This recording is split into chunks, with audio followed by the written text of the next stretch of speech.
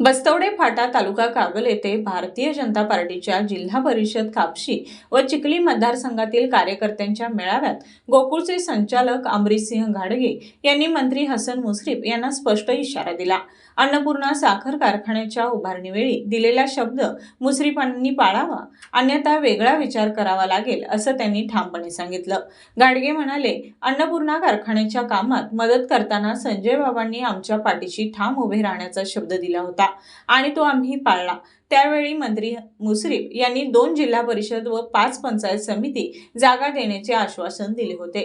आता त्यांनीही तो शब्द पाळावा, सन्मानजनक तोडगा निघावा यासाठी प्रयत्न सुरू राहतील। मात्र आम्हाला कोणी हलक्यात घेतले तर शेंडी तुटेल नाहीतर पारंबी तुटेल, या न्यायाने आरपारची लढाई करावी लागेल असा इशाराही त्यांनी दिला।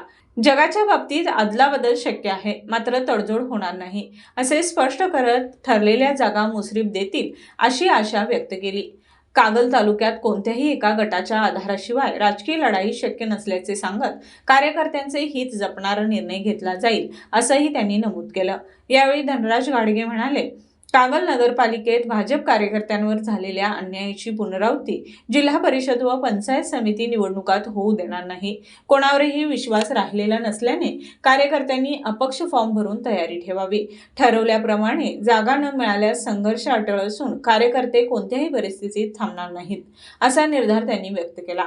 मेळाव्यात सुयशा घाडगे प्रमुख उपस्थित होत्या, तसेच MB पाटील, दत्तोपंत वालावलकर, एकनाथ नार्वेकर, महेश देशपांडे, AY पाटील, रणजित मुडुकशिवाले, मंडल अध्यक्ष एकनाथ पाटील, ॲडव्होकेट अमर पाटील, काकासो सावडकर, अशोक पाटील आदी उपस्थित होते। स्वागत महावीर पाटील यांनी केलं। प्रास्ताविक एकनाथ नार्वेकर यांनी तर आभार तानाजी कुर्णे यांनी मांडलं। मुरगुडहून सर्जेराव भाट।